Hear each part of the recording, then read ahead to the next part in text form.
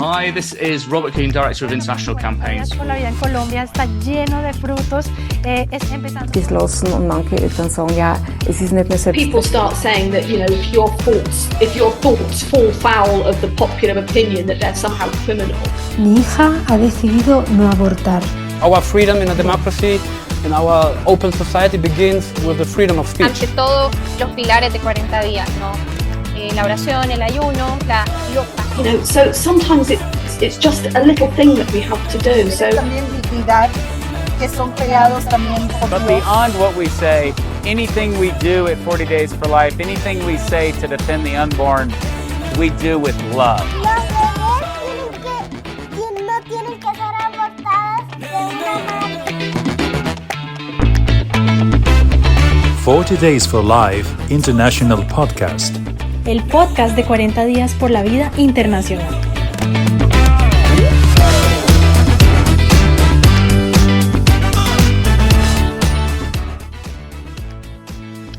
Hi, this is Robert Colquhoun, Director of International Campaigns for 40 Days for Life, and we are here for another 40 Days for Life International podcast. To go to our website, 40daysforlifeinternational.com. I'm really honoured and blessed to have none other than Rachel Mackenzie, who is involved with Rachel's Vineyard. She's involved in post-abortion ministry, and what we're looking at today is post-abortion ministry. This area is so exciting because it involves healing, transformation, hope, forgiveness, reconciliation, finding one with God after an abortion experience. There are millions of post-abortive women and men whose partners have had abortions in the United Kingdom and in other countries around the world. And being pro-life, it's a wonderful opportunity for others to find healing, hope, and forgiveness. And this is such a powerful ministry. And Rachel will also share her personal testimony, her personal story. We're honoured and privileged, Rachel, to have you as part of the pro-life movement in the United Kingdom. And I'm so passionate about post-abortion ministry because I know what abortion means. I know what it does to women, to families. I know the impact that it has, but I also know that's not the end of the story, that there is more narrative. And being part of the Christian faith, we believe in forgiveness, we believe in hope, we believe in redemption and the redemption of Christ. Can be personally involved in each one of our lives. If somebody who's had an abortion, that's not the end of the story. And as Christians, we are here to emphasize not only God's love, his justice, his compassion, but also his mercy as well. And no other ministry I can think of that really embodies the mercy, forgiveness, and love of God than post-abortion ministry. There's not everybody we can reach. There's not everyone we can impact. People make mistakes, but people can be healed, forgiven, restored, and set free. So, Rachel, how are you today? And tell us a little bit about yourself, and tell us your personal story as well. How did you get involved in the pro-life movement, and how did you get involved in post-abortion ministry? Yeah, so thank you. It's a privilege to speak to you, Robert. I'm a big fan of yours, and I'm a big fan of 40 Days and what it does. And when I think about America and Abby Johnson and how she changed her heart, it was right down to the 40 Days campaign. So, mutual respect. So, yeah, I'm Rachel from Rachel's Vineyard. I didn't start Rachel's Vineyard, and that's really important to say that. Loads of people think I do. But you know what? God even uses those mistakes to get people to contact me. Oh, you must be the Rachel from Rachel's Vineyard, when the Rachel is actually Teresa Burke from America. And just like 40 Days started in America, so did Rachel's Vineyard. So I personally went on a retreat, 15 years ago. But I think, like everybody's abortion story, never starts the day they get pregnant. Your abortion story has a backstory. And it's not an excuse, but there really are situations that set us up to make really bad decisions. And I'm going to think again about America. When you think about the men that are in prison, the huge amount of men that are in prison, and the majority of them can't read or write, and they've got father wounds. So in a way, it's like society set them up to fail. They didn't have to choose crime, but in some respects, it's in the easiest way. And so for abortion doesn't have a type. It doesn't have a face. Not everybody's got pink hair, Robert, who has abortions, Abortions, just affects thousands of women and men all over the world, like you said, millions of them. But the one thing they've got in common is they're all vulnerable. They were vulnerable before they had the abortion experience. And for me, my own abortion story started when I was 3. I feel like I need to put a little footnote in here. I completely own my blame pie, as I call it, a blame pie. I'll own what I did. I'll own the parts that belong to me. I know I killed my children through abortion, and I have to stand in that truth every day. But I know that other people and the situations I was in have their blame pies too. And so we look at abortion at Rachel's Vineyard and in my own story, the wider picture of abortion.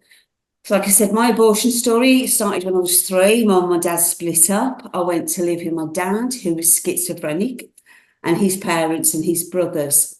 And there was absolutely no love in this family. There was so much dysfunction, so much abuse that I was brought up in.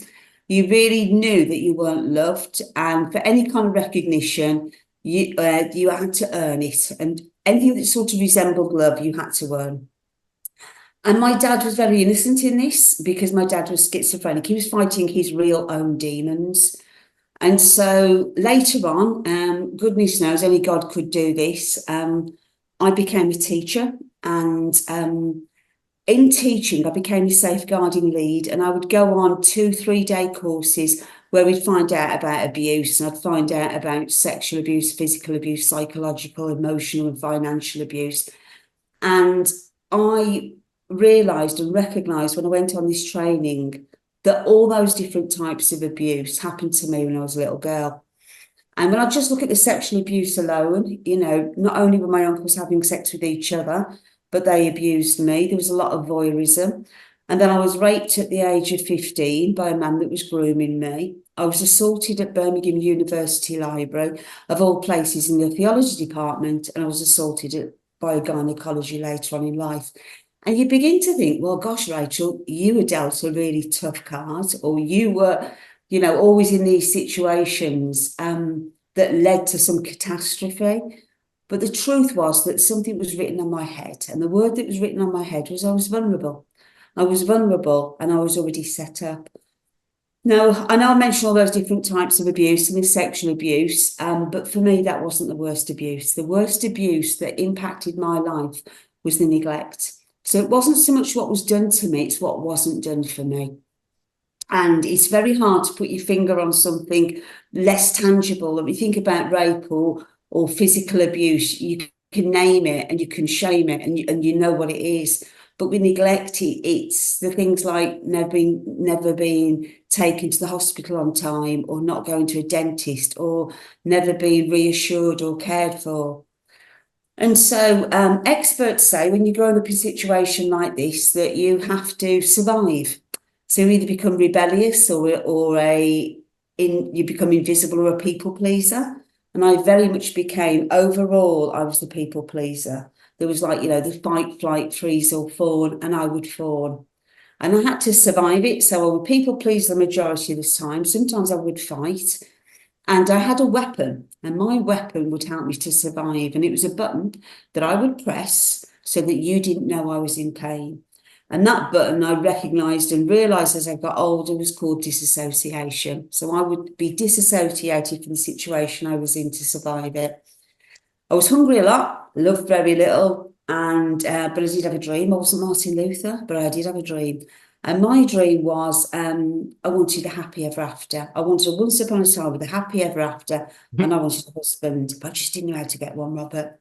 So I did everything I knew how to please a man, like I tried to please my uncles or my grandma or anybody else in my family. And so while I was still at school, I became pregnant for the first time. And I had no idea. I was brought up, or wasn't brought up, I was dragged up a Catholic. We had absolutely no Catholic teaching in our family, and very, very little in the school I was in. And I didn't know who God was, but I very much knew who the devil was. You know, I knew how the devil works. I've seen it in my own family. But I couldn't have named that at that age. And I called the devil Little Red Legs. So Little Red Legs became my defender in the court. I'm pregnant, and he's telling me, you can't do this. You're not going to survive it. You know, your mum's back in your life. She's going to kill you. I mean, what a ridiculous. When I look back now, You know, my mum's one of the most pro-life women I've ever met. You know, Yeah. she saved a 14-year-old that was pregnant from losing her baby. You know, how's my life? How's mum going to kill me? She wouldn't kill a fly. I believed that my life was ended, that no good would come in my life. I just believed everything Redlegs told me. And I just needed this problem to go away. But it wouldn't go away. I wanted to be unpregnant. And I use that term unpregnant, I know it's not a real word, because even though I was 17, 18, trying to look older, my emotional age was stunted from the abuse. So I was like a 7-year-old and I just wanted it to go away. So I put the blinkers on, put my head down, and it just wouldn't go away. To this day, Robert, I don't know how far pregnant I was, but I'd say I was right up to the 24 weeks.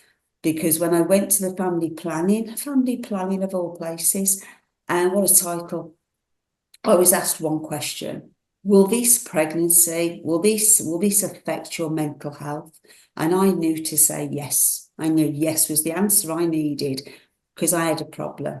I didn't want to be a mum. I couldn't be a mum, and this was the solution to my problem. So I had my first abortion on a maternity ward of all places. God's been really good to me, Robert, that, you know, I would be in a mental hospital to this day if it wasn't for the fact that God has revealed this very slowly to me and very gently. Even 40 days has played a huge part in that. And I was just on that maternity ward, had the abortion. The relief was immense. You know, when I came round, I was like, even though I was very, very sick, my problem had gone away.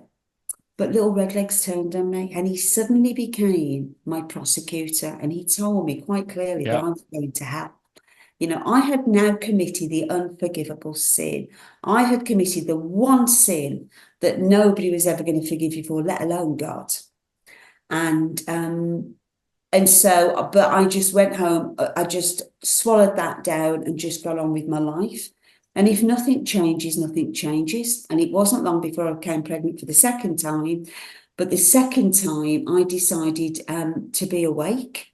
I decided that for no other reason, not as a self-harm punishment to myself, not that I knew of. It was because when I had the first abortion, I had a bruise on my hand, and I had to make an excuse for that bruise from the anaesthetic, and the anaesthetic made me very sick. So I thought, well, if I have my second abortion, this will be a lot easier. It'll be a lot easier because I'll be able to just get in my car and drive home. I did drive home after the anaesthetic as well, but I thought, well, let's do it a bit more sensibly.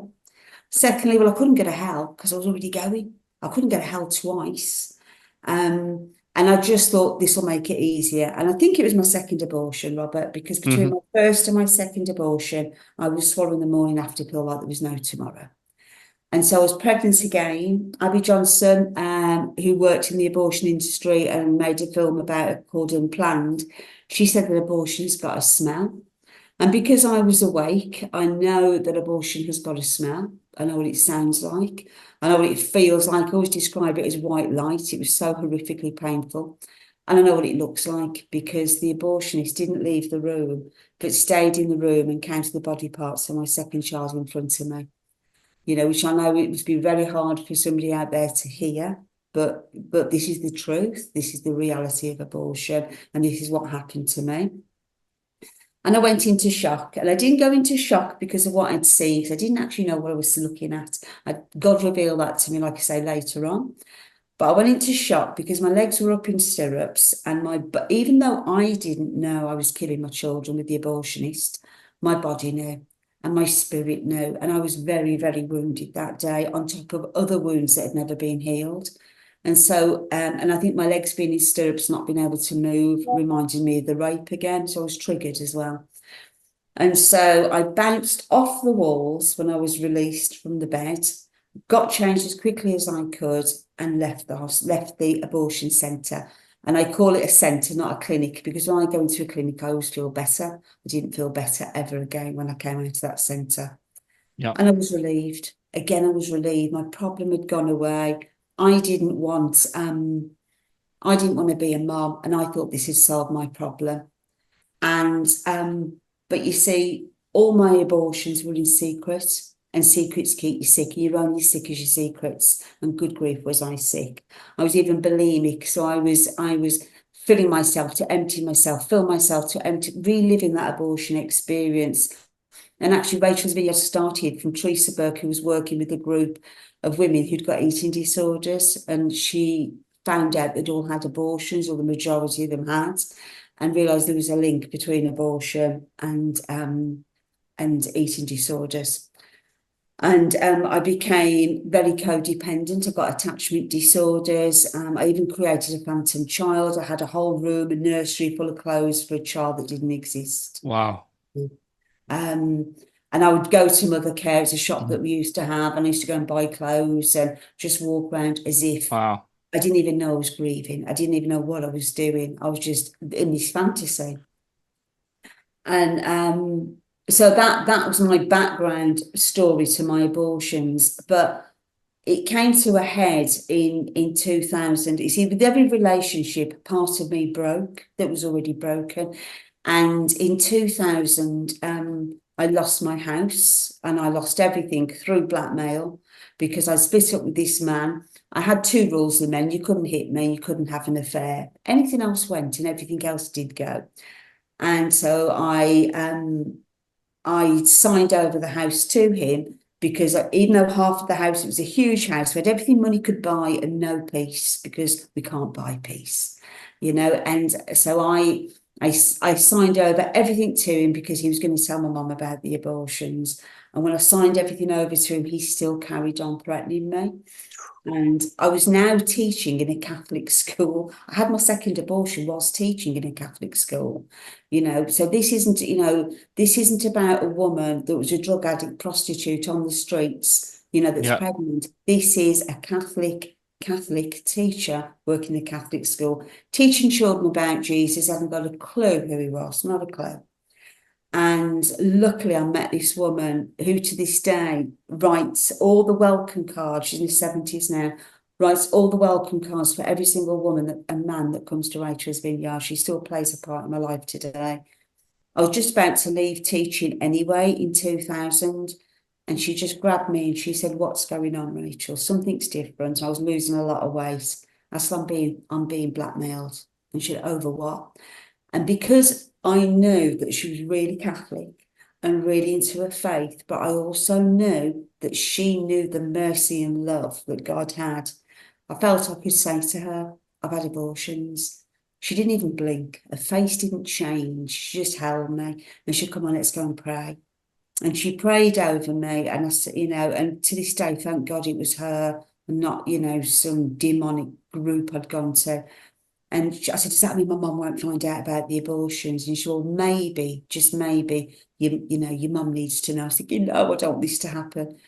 And I had to tell my mum. And I told my mum about the abortions a week later because I was still being blackmailed. And she came round the table and she hugged me. She said, "You not know how much I love you and how much God loves you, and you need Rachel's Vineyard."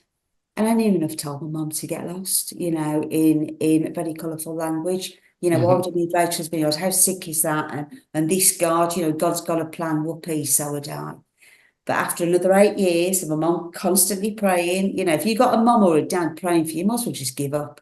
You either get on your knees or God puts you on your knees. You know, I had to do it the hard way, Robert, you know. So in 2008, I had a huge conversion, ended up in Medjugorje, speaking to a priest. And when he gave me absolution, he then asked me after absolution, "Can you not go anywhere? Can I ask you a question first?" And I said, "Yeah." He said, "I've had an abortion." And I said, "Father, I've had 2 abortions." I said, "But I never told you because I told a priest in England before I came over." He said, "That's not why I'm asking. I'm part of an organisation called Rachel's Vineyard."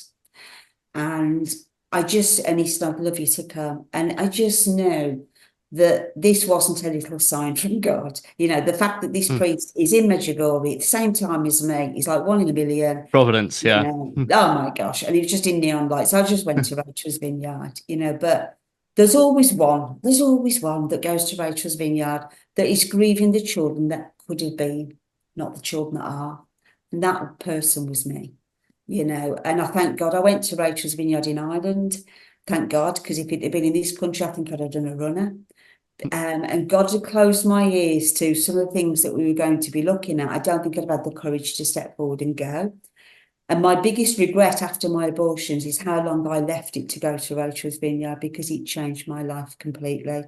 We did some work on anger. I said, well, I don't need to do that. You know, I'm a few months converted. I'm so into God, so in love. I forgive everybody. I don't need to look at anger. But I didn't want to go through it. I didn't want to look at the anger. And, you know, I remember this woman saying, well, I just went to write on anger. I said, I'm not angry. She, well, you know, I said, I know, I'll write on forgiveness and about love. She'd know, you'll write on anger. And there's this sort of discussion that turned into a bit of an argument. My anger started bubbling up. And I wrote on anger. And in this anger, I named everybody I was angry with. And I realised just how angry I was. And when all that anger left me, Robert, there was a place in my heart ready to receive something good and beautiful and whole that I'd never experienced before. And I looked around the room and everybody was crying. The men and the women and the men, the mothers and the fathers were crying. And I decided that I was suddenly a therapist, and I knew why they were crying. And I said, oh, you're all crying because you went on to have children. You see, my second abortion was a botched abortion, and my womb became my tomb. And I really thank God for that. I really thank God, because as desperate and as much as I wanted children, I know I'd be sitting here saying I've had 17 abortions because my behaviour wasn't changing. So it was a blessing that I couldn't have children. And so I said this to the group as well, I didn't have children. And the priest in the group, he changed my life forever. And he said, it's not that you could have been a mum, you are a mum. You see, Robert, I had abortions because I didn't want to be a mum, because I thought abortions would solve that problem, but it didn't. It just made me a mum to dead children, to Jude and Paul, you know, and Jude and Paul, you know, that I killed through abortion, that are in heaven, that can't wait to meet me, that love me. And because of God's scandalous mercy, I know I'm forgiven.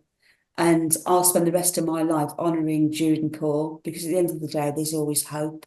Hold on, the pain ends. So that's my story. Well, I'm so glad you're doing all the talking, because I'm about to cry. So, yeah. I mean, mind-blowing personal testimony. And just there was so much there from the abuse, from the testimony, but God has powerfully touched your life, and you found healing and hope and restoration. And God has used the experience that you've had in order to touch the lives of other people. And yes, you're not the founder of Rachel's Vineyard. I could always pretend to be with being a Rachel too. But you've now found healing through Rachel's Vineyard. So how did you change from being a post-abortive mother to actually getting in? You know, first of all, you went on the retreat, and then you found God's healing and mercy. You had a massive conversion.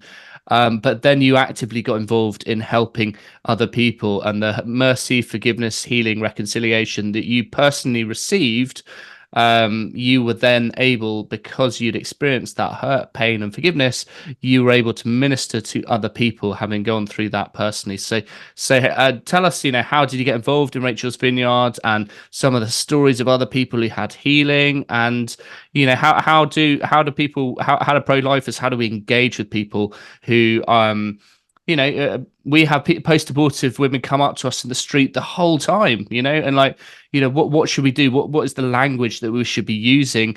How do we engage with people most effectively to do that? So what's the second half of your personal story, from going from having the abortion, the pain, the hurt and the abuse, to then actually reaching out and starting ministry, and God empowering you to effective ministry?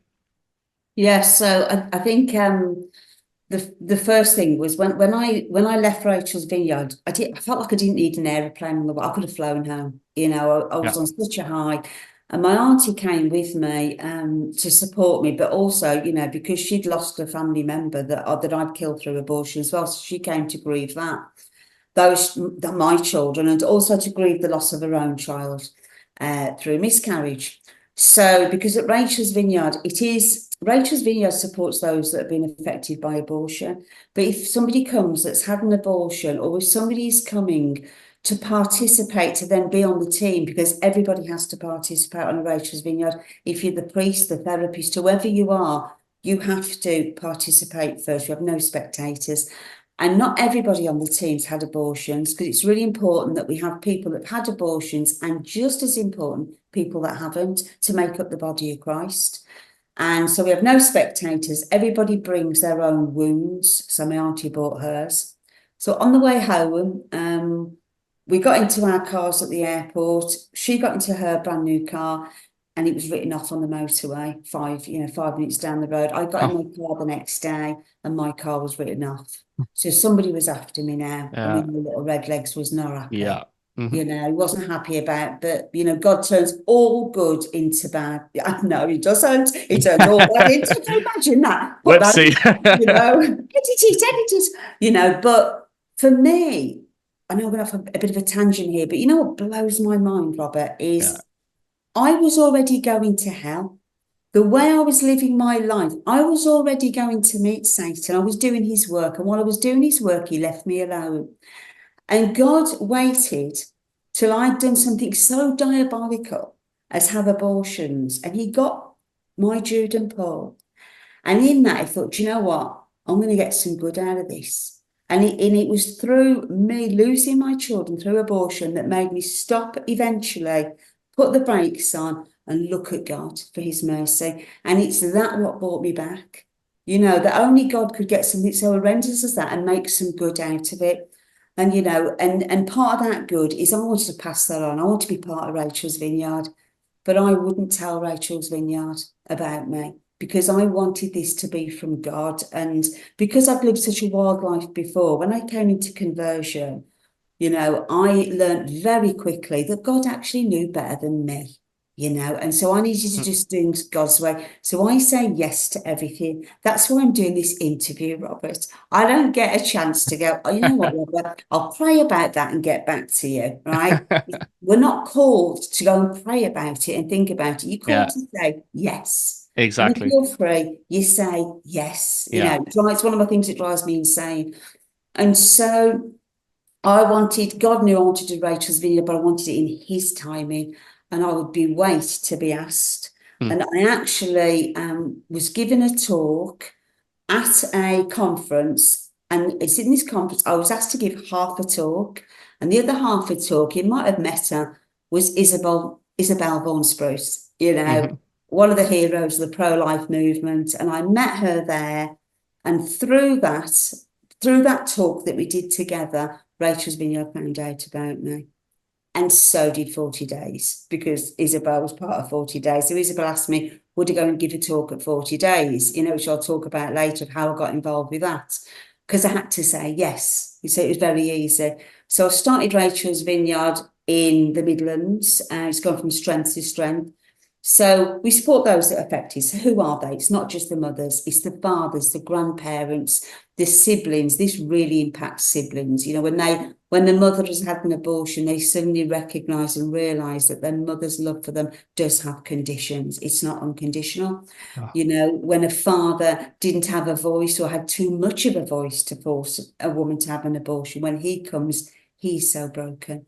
You know, the grandparents, you see, I had an abortion, which meant some of my mum's grandchildren aren't here. It impacts the wider family. And abortion workers come to Rachel's Vineyard as well. You know, so it impacts everybody. It's a weekend retreat away from the world where people can grieve in a safe environment. You know, there is a therapist on every retreat to keep everybody emotionally safe, but it's more of a spiritual retreat. You know, I am addicted. I'm now addicted to the right things. I'm addicted to Rachel's Vineyard because I get to see the miracles. You know, you asked me, you know, could I share some of them with you? You know, you see, when God plays chess, everybody wins. You know, so when God decides who's coming on a retreat, I don't get stressed about who's meant to be there, who isn't, because suddenly the stories start to intertwine into each other. So when God decides this is the group that are coming this time, you'll have a whole group where like 7 of the 9 were raped, and the majority of the team on that retreat were raped too. Or you'll have a group of addicts of all kinds, not just, you know, drug and alcohol abuse, but porn, shopping, you know, lots of different types of addictions will be in another group. Or there'll be a group where the trauma is so severe at every single level. So God plays that game of putting the teams together. And so, some of the stories I can share with you. If people are interested in more of the videos or the stories of people that have been to Rachel's Vineyard, I've got together with March for Life, and March for Life, I'm such fans of them because, how could I put this? You see, we need to love the unborn, the mother, and the post-abortive equally. And sadly, not every pro-life group does that. Yeah. Isabel and Ben, the directors of March for Life, they really do this, beautifully. I know I am loved and supported as anybody else. So the videos they make, so for example, if somebody rings them, for example, and if, how much love they've got for people, if somebody rings Isabel and says, I would like to share my story, she doesn't think, I've got a story here, I can run with it. She doesn't throw people under buses. Exactly. That person matters. And so she'll say, what healing have you had? And she leads them to Rachel's Vineyard. And then she still won't use the story if I don't think that they're emotionally safe to do so. Yeah, you've got to have forgiveness first. You can't just sort of dive in and share your story first. Yeah. If you don't heal from what hurt you, you'll bleed on people that never cut you. Exactly. That's how people end up having abortions, because they didn't heal over their own wounds. They went and bled by having abortions, literally. And so if you look on their website, if you go to Medium and go to testimonies, there's some great testimonies, not just of men and women that had abortions, but the ones that changed their mind, and kept their baby. So I think the latest one they did was, it looks like his name's Angel, but it's actually Angel. And Angel, his story is incredible. But I hope they go and watch his video, because part of his story, obviously, he doesn't share in that, but he allows me to share with people.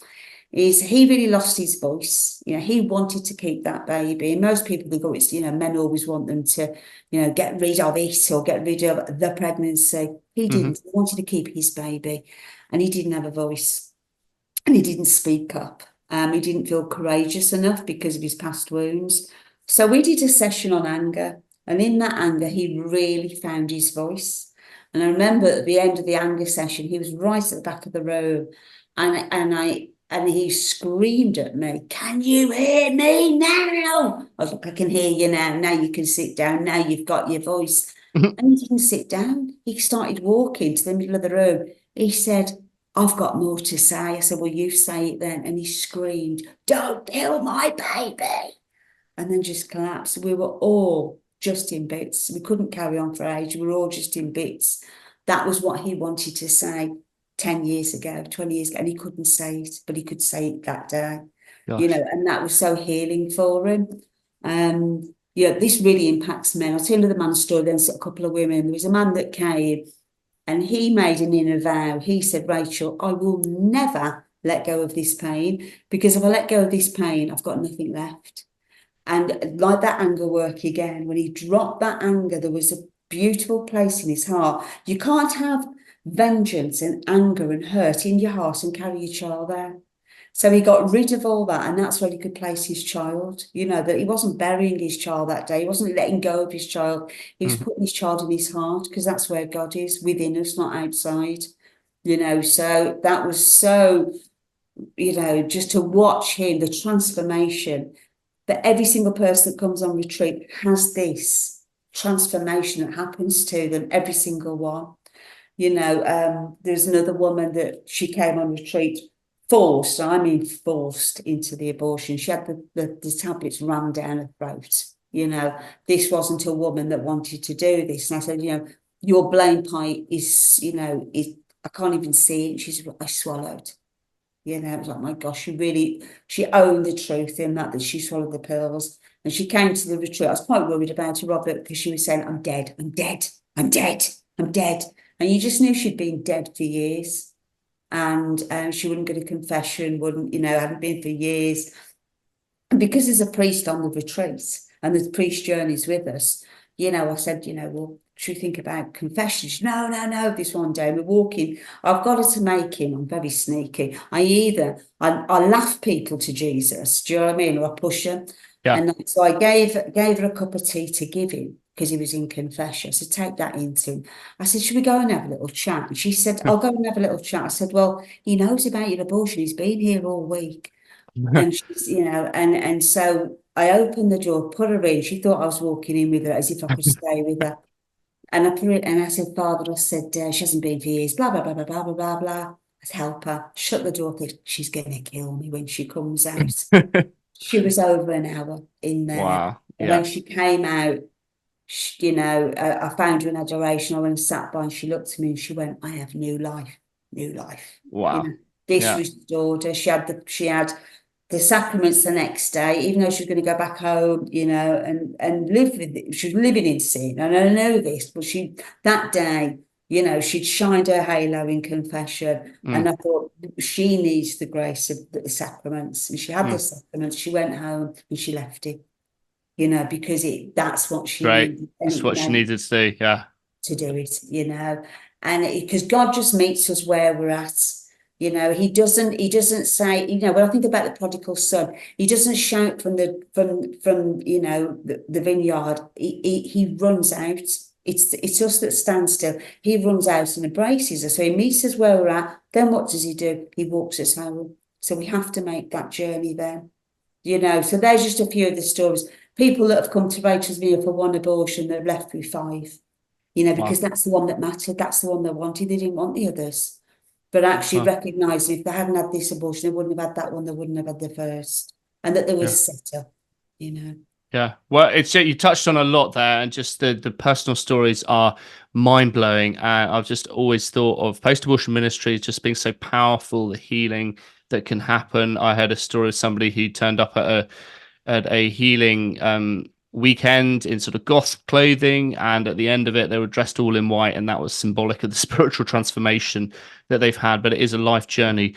Also, you mentioned too just some of the mistakes the pro-lifers make, with their kind of just using the wrong language, or sometimes we can be insensitive or just not meet people with empathy and mercy and compassion as well. And for anyone who wants to get involved in Rachel's Vineyard or a post-abortion ministry, tell us about the other ministries in post-abortion that there are, but also if somebody wants to get involved either as a volunteer or a leader, what can they do? A participant, a volunteer, or leader? Just contact the website. Go along. Can people go along to a weekend retreat, or how do you start? Where do you start from? Okay. Gosh, you pack a lot into a question. I'll ask about 3 in 1. Yeah, that's right. Before I tell you about what I think you can do to support Rachel's Vineyard, I think the other thing is we have to prepare not only our mind but our hearts. And that's why I think the videos are so important. If you sat there, and I know you definitely don't, Robert, but if you're sat there and you think, well, how could somebody have 6 abortions? Or somebody gives you a really, really angry response. I know the human part of us wants to say something sassy back, but we have to prepare our hearts, because this is how I think abortion got into Ireland with the referendum, because they listened to stories. They didn't listen the right stories, so we need to understand this. We need to understand that repeated abortion is not foolishness. It's not a form of contraception, as people might say, but repeated abortion is a sign of significant trauma, and very mindful of language, especially when the word murder is used. I know that, even in the eyes of the law, murder would be mitigated under certain situations. At best this would be manslaughter. There's no way any of these women or men that chose abortion would go out in the street, and stab a newborn baby, but they don't see the link that they both are dying, one through murder and one through abortion, but they are different, and you're never going to win people's hearts by using this language. But what you're going to do, so you see, me personally, Robert, which I think shocked a lot of pro-lifers like yourself, I'm not abused. Even though I'm out there, telling my story, debating with pro-aborts, I am not really abused by the pro-abort society. I'm abused by pro-lifers. It's pro-lifers that will go onto social media and personally attack me and call me murderer. I'm never going to be forgiven. I'm the worst, most evil mother out there. Wow. All these things. Now, luckily, it's quite obvious with this colour hair, Robert, that I don't really care what people do. But what's really sad is there are women and men who already believe that about themselves, already believe they've committed the unforgivable sin, already believe they're going to hell, and they're listening to the pro-lifers saying it, and it just eats away at them. I think and also what about the post-abortive person who's had a conversion and thinks, oh, can't believe what I've done, like I did? Then you don't belong anywhere. You don't belong with the pro-aborts. You don't belong with the pro-life. So and yet it's I believe that we'll win this battle. Well, we're going to win the battle anyway because God's got it. But I think one of the most powerful voices in this is the post-abortive voice, because they can't argue with it. It's personal experience. You can't really argue with personal experience. That's your experience, and you can't, stigmatize some people aren't Catholic and might be Protestant, or what other post-abortion ministries are there? So Rachel's Vineyard is just one post-abortion ministry. Absolutely. Which other ones? There's Defenders. Okay, so first of all, just to be really clear, Rachel's Vineyard is a Christian retreat, but not everybody that comes is Christian. So we have Hindus, Sikhs, Muslims that come to Rachel's Vineyard. They can all access Rachel's Vineyard, because what I say to people is, abortion tears are abortion tears, and so just come. We will meet you where you're at. So it's the faith, even though it's a faith-filled program, people can still access it. Now I only mention a few other post-abortive support that's out there, and the ones I mention is because I know 100% they are safe and effective. So these are the only ones I mention. So Arch, I absolutely love Arch. Arch is Abortion Recovery Care Helpline. And they do something that's very different to Rachel's Vineyard, in as much as, not everybody can come on a weekend retreat for a start, but somebody might just need a phone call in the evening, might need just access to some counselling. So I really have great time for Arch, Abortion Recovery Care Helpline. And the other two that I've got great time for is Still Waters. And even though they're in Birmingham, they support people around the country. And Image are based in Manchester. But again, and it's a 12-step program of post-abortive healing to recover. And I get on so well because post-abortive care should not be a business.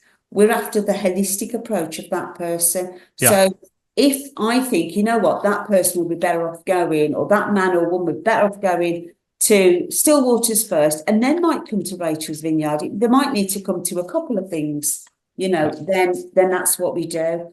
And also on that note as well, so Arch, like I say, Still Waters and Image. Rachel's Vineyard is not just the weekend. I had somebody only contact me today saying, it was beautiful, because my husband and wife couple. We have a lot of couples that come to Rachel's Vineyard. Can I come in May? I said, no, I'm full. Oh, I can't come in July. Let's have a Zoom, because we don't just do that. The things that people don't know about us is we offer counselling and psychotherapy before or after a retreat. We offer, we sponsor people. So when people have just had an experience of God, we don't want it to be an altar call. We want it to be deep and meaningful and everlasting. So we support them in that journey. How do we do that? We do it through sponsoring them to go on other retreats, such as Youth 2000 or Big Church, wherever they're at in their Christian faith. We also do fortnightly Lexio, journeying with the Word of God. We do a once-a-year Alpha, but it's a Rachel's Vineyard Alpha. So we journey with people in lots of different ways.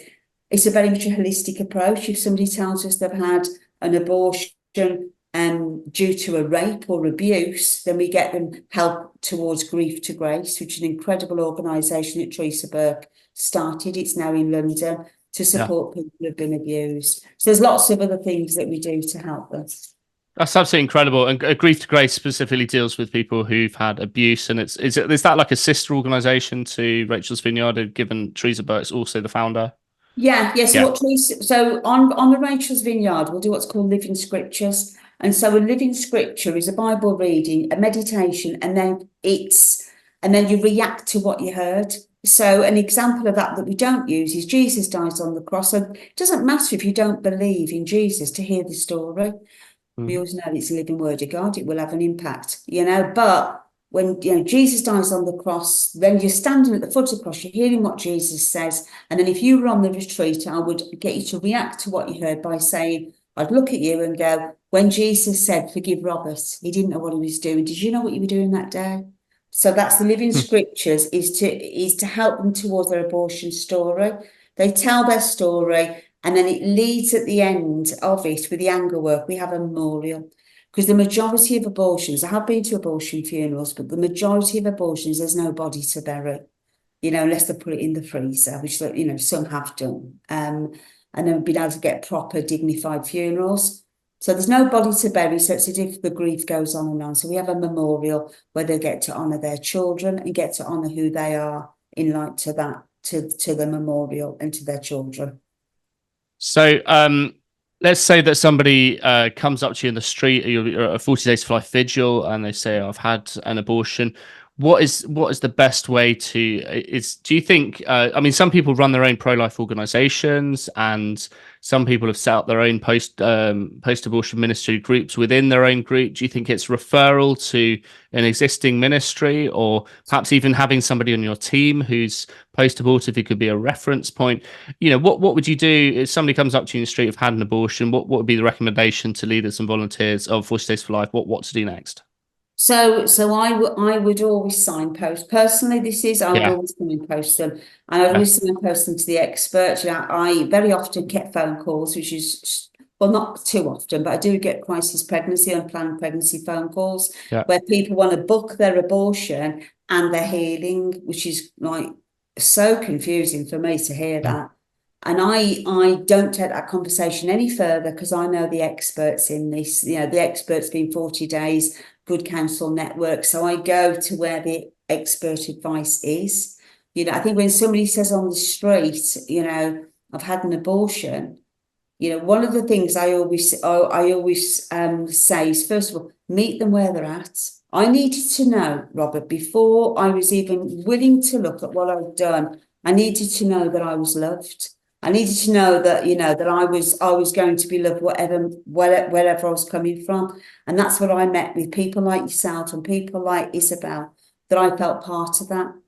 And to be heard, it's so important to let them tell their story, and don't, if you really want to understand, ask them why did, instead of actually, don't ever say why did that happen, because it's pointing.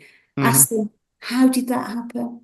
See, how did it happen doesn't sound so judgmental as why did that happen? Like, why is it pointing the finger at you? But how? And really listening to them.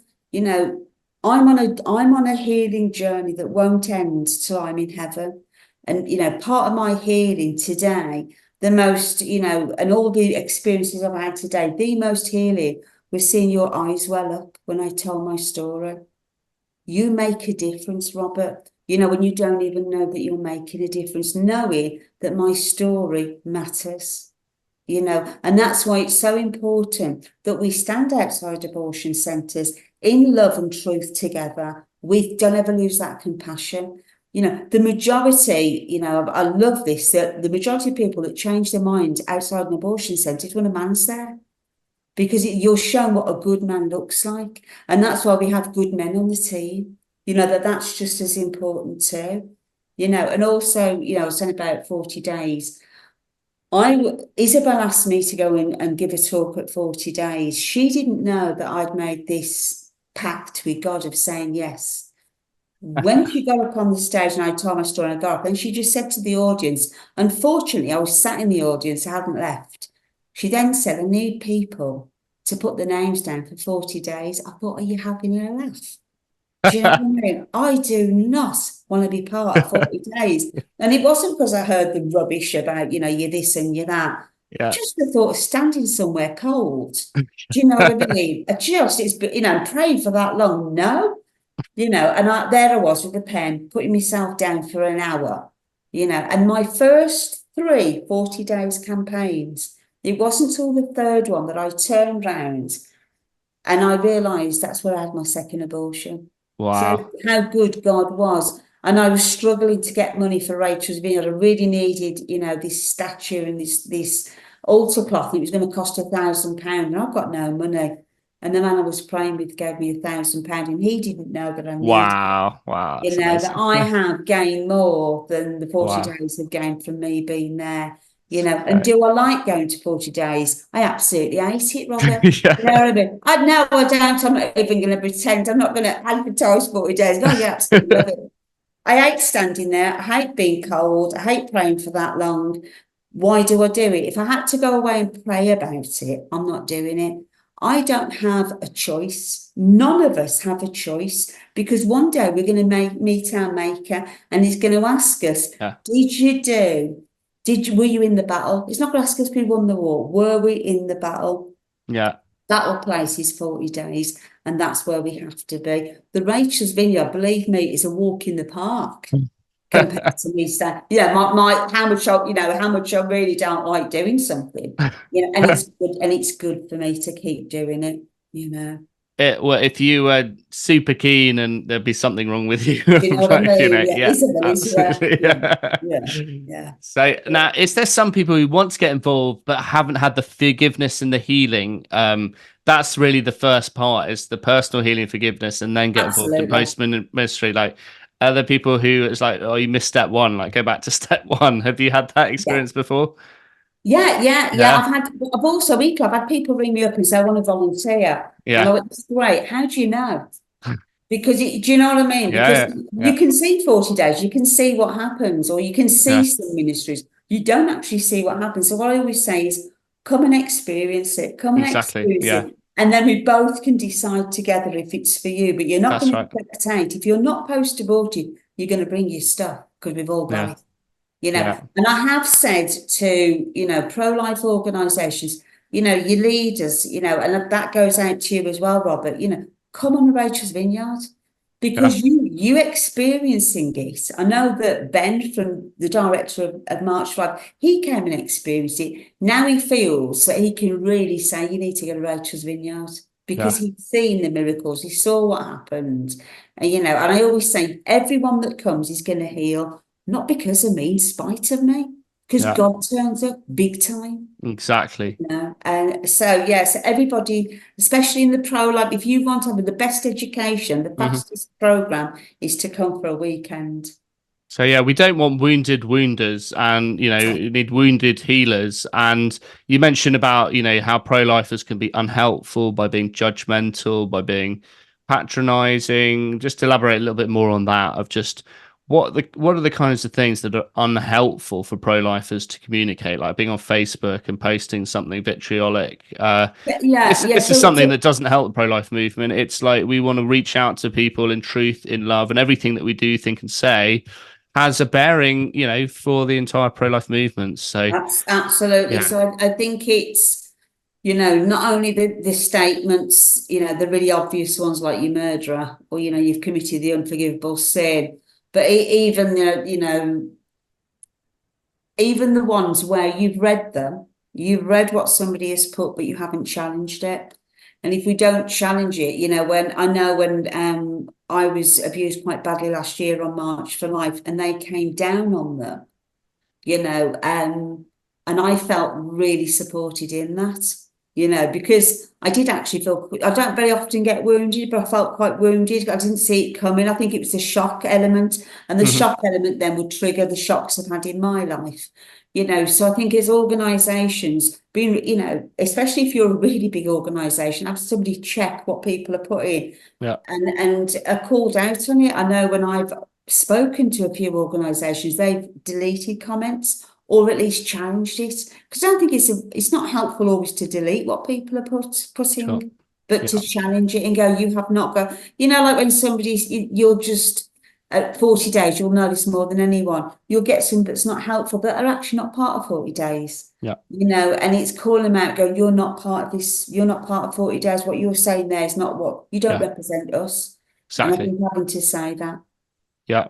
What message do you have for like 40 Days for Life leaders and volunteers? And what's your experience been like of participating? I know you mentioned it already, of not wanting to be there, but then also realizing that's where your abortion took place. This is the front line, And we are at the place where abortions happen, and we can be the first sign of healing for anyone who's had an abortion, but also the last sign of hope for anyone who's considering abortion too. So what message do you have for our leaders and volunteers? You know, it's crucial ministry, and we are related to post-abortion ministry. It's a connecting factor, and we can also be a signpost, and we can direct people towards effective healing ministries too, and be a really powerful, way for people to connect and come on a retreat. Yeah, so I've gone up and down the country speaking to 40 days leaders, and I've got so much time for them the first thing I say is keep fighting the good fight. If we are being attacked for what we're doing, then we know we're on the right side. Absolutely. And that God won't be outdone with generosity, that he will only allow whatever our cross is shoulder made, and we will only come across something that God can turn into good, and just knowing that there are people, I can't save Jude and Paul, but I can save somebody else's Jude and Paul. I can always give hope out there. We have to give hope to these people, so for 40 days out there, and the volunteers, we need more volunteers. Don't go off and pray and think about it. You were called to say yes. Yeah. And so and out there as well, I just thank 40 days, and I thank them for the hard work that they're doing and what you're doing, Robert. It's not easy, but the rewards are incredible. It's great. And there's a wonderful part of John Paul II's Evangelium Vitae where he says, a special word for those who've had an abortion. The wound in your heart may not have healed, but you can become some of the greatest defenders of the right to life. And that's what's so incredible, what you just mentioned. You can't save your own child. That is in the past. It's happened. It cannot be sort of revoked. You can't go back in time to change that. But what you can do is you can reach out and heal, and reach out and play a leading part in the healing of hundreds of other men and women on healing retreats, and be a pastor and journey in that, in finding healing for others and leading them towards it. And that's an incredible ministry, and it's an incredible role, and it's completely life transforming for anyone who has that experience, as you've just explained so emotionally in this podcast. So that's beautiful. And you've seen other leaders come forward and do that role as well. Do you think that's an apt sort of description of post-abortion ministry? Absolutely, just being met by love, love and truth as well, and it just quickly to go back on something that I know you asked me and I didn't quite answer it. Teresa Burke, that started Rachel's Vineyard, realised there was backstories, and this is why Grief to Grace started. So Grief to Grace is a 5-day retreat, very, very safe psychotherapy with Jesus retreat for those that have been wounded through abuse. I've been on that retreat. It's life-changing. Wow. Yeah, it's just incredible, the work that you're doing. And Rachel, your story's been absolutely amazing. You've had such a incredible personal story, and your story is, exemplary for the pro-life movement as well. And the work you're doing is frontline. You're doing these incredible healing retreats, and we're really proud and honored to hear your story and share it with other people. And God be with you with this important work. We value and appreciate you so much. And it's been real tear-jerking hearing your personal story, but God has the final say, and I'm so glad that God turns up in the healing retreats in such a big way. And this is such a big part of the pro-life movement, and it's so important, not only for pro-lifers to have the right language, to walk the walk and talk the talk, and be honest and integral in all the interactions we have. But also we can be a signpost for those who are hurting and healing. And there are millions of post-abortive women and men in the UK, and you can be the person, or whichever country you live in, you can be the person who introduces them to an effective ministry like Rachel's Vineyard. And that's something that just is absolutely incredible to do. So thank you so much, Rachel, for any final words or anything else that you'd like to say, just to finish off the podcast? Just anybody that wants to get in touch with me, especially any leaders out there. If you've heard my story now, I class you as a friend. So tell your friends that have had abortions, you've got a friend called Rachel. from Rachel's Vineyard that would love to speak to them. I'll speak to anybody that's affected by abortion. What's the website and where can they contact you? So it's rachelsvineyard.org.uk, and all the phone numbers, emails are on there, but you can contact me personally on rachel@rachelsvineyard.org.uk as well. Yeah, well, Rachel, thank you so much today. That was so inspiring hearing your personal story, but also the wonderful work that you're doing. And you can be, if you're standing in the street, somebody comes up to you and say, I've had an abortion, what do I do next? It's a simple referral that can be the most effective thing. And literally yesterday we were talking about somebody who's in a crisis pregnancy in San Francisco. Somebody contacted me from another country and they got in touch with the crisis pregnancy, and this was in another country. It was a simple email of introduction, and that was part of the journey of that baby being saved. So just likewise, somebody comes up to you in the street and says, I've had an abortion. So, well, here you go. Here's the Rachel's Vineyard leaflet. Here's the website. Yeah. A simple referral, you can play a leading part in the beginning journey of that healing. And obviously that healing takes place with God, with the individual, with the personal will of the individual and God involved. But you personally take part in that journey, and that's something super exciting. Or if you're a leader on the retreat, you're holding people's hands as they experience God's love, God's mercy in a real, permanent, personal and intimate way too. So thank you so much, Rachel. God bless everything you're doing.